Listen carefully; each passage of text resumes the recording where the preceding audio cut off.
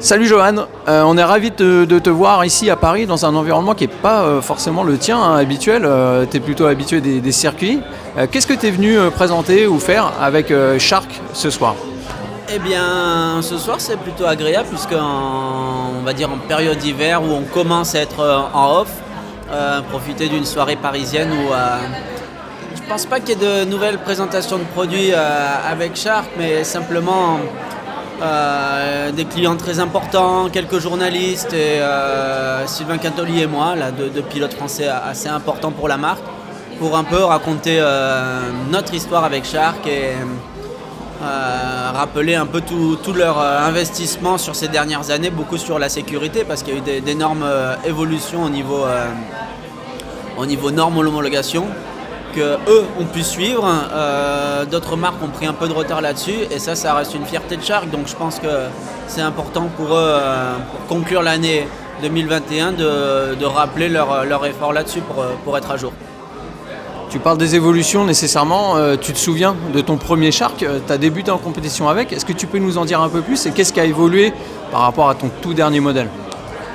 Je me souviens bien du premier Shark puisque ça n'a pas été mon tout premier casque absolu, j'ai commencé la moto vers 9 ans, mais ensuite à 19 ans j'avais l'accès au Grand Prix et c'est là où la marque française, la marque sudiste, puisque moi je suis né à Cannes, j'habite autour d'Avignon, eux sont sur Marseille, ont pu m'aider à l'époque où même je devais apporter des budgets aux équipes.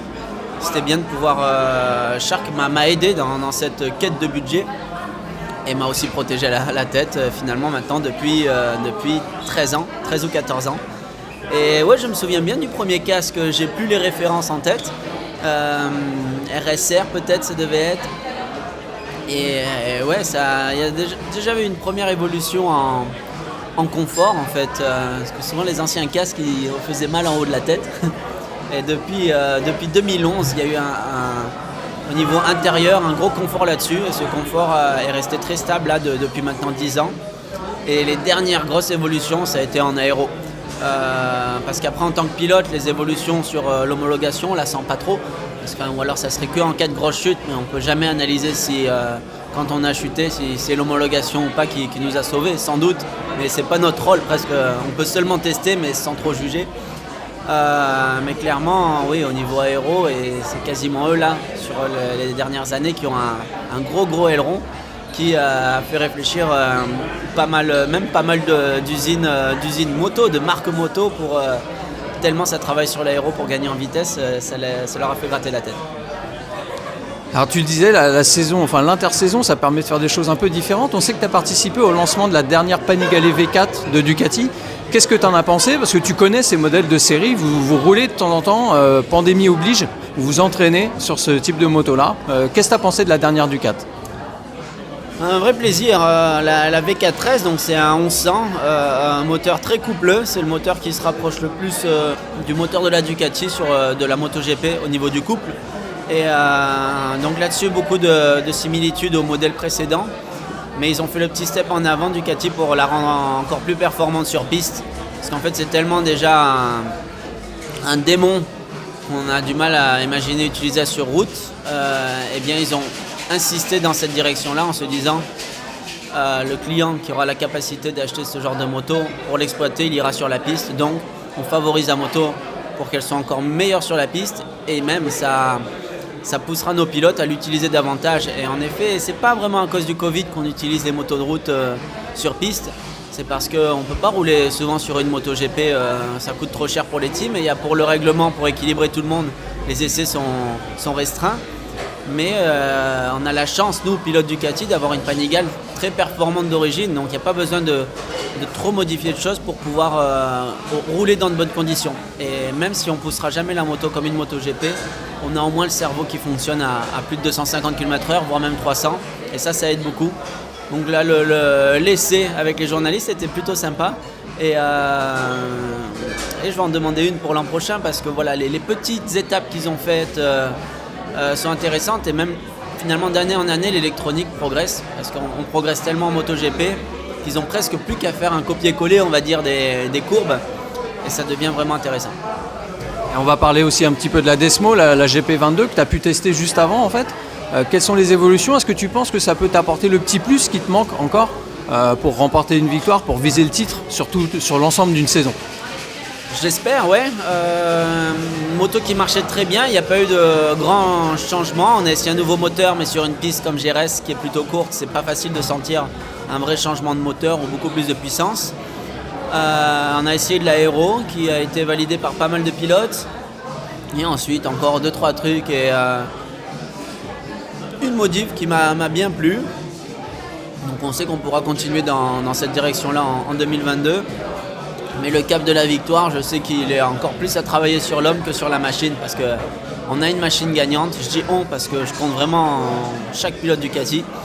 Et moi, ça me motive énormément voir un Bagnaia qui gagne haut la main comme ça les dernières courses de l'année. Je travaille pour pouvoir atteindre ce niveau-là et me régaler en 2022. Tu avais débuté la saison 2021 très très fort aussi, et puis tu as eu une baisse de régime dans la deuxième partie. Qu'est-ce qui va pouvoir changer en 2022 et à ton avis, est-ce que les Ducati seront toutes devant et vont écraser les autres marques? Parce que je le rappelle, Fabio est champion sur la M1, mais la moto, la meilleure du plateau, championne du monde, c'est la Ducati. Exactement. Toutes les Ducati, il y aura 8 motos l'an prochain. Elles ne seront pas toutes devant parce qu'il y a des rookies et ils ont aussi un temps d'apprentissage. Donc jamais sous-estimer les autres pilotes et les autres marques non plus. Et je pense qu'on peut, on va dire, le team officiel et le team Pramac.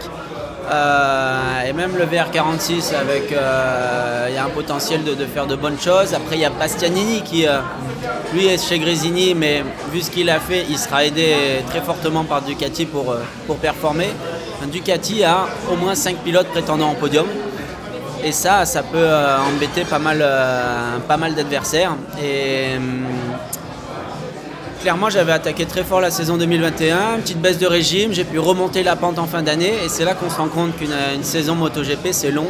Et il faut être bon toute l'année. Et on va dire la petite baisse de régime, j'essaie de l'analyser au mieux pour m'organiser au mieux pour 2022. Pour justement savoir affronter toutes les courses au meilleur de ma forme et donc être un prétendant au titre si Dieu le veut, on va dire, si toutes les planètes s'alignent. Tu l'as dit, les saisons de MotoGP sont de plus en plus longues, l'intersaison de plus en plus courte. Quel est ton programme pour cet hiver? Bien là, j'ai été assez sollicité, on va dire, à droite à gauche sur l'aspect, on va dire, professionnel. Clairement, je monte plus sur une moto où j'ai plus le stress de la MotoGP. Donc ça permet de se reposer. On pense que je suis en vacances, mais non, parce qu'il y a des événements, même des événements agréables, mais il faut rester quand même d'aplomb et on ne peut pas se relâcher complètement. À partir du 15 décembre, j'aurai, je pense, une vraie pause. Je vais essayer d'en profiter sur 15 jours jusqu'à début janvier pour bien faire les fêtes en famille.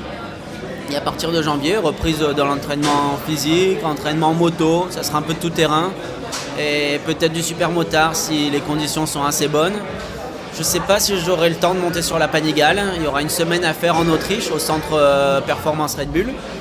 Et fin janvier, je pars en Malaisie, donc tout va passer très vite. Et là où les 15 jours que je vais devoir faire au mieux, c'est les 15 jours de pause. Parce que quand on est actif vraiment toute l'année, eh bien c'est pas facile de vraiment se reposer. Dernière question, qu'est-ce que tu as commandé au petit Papa Noël? Ah, difficile, je vais passer les fêtes en famille et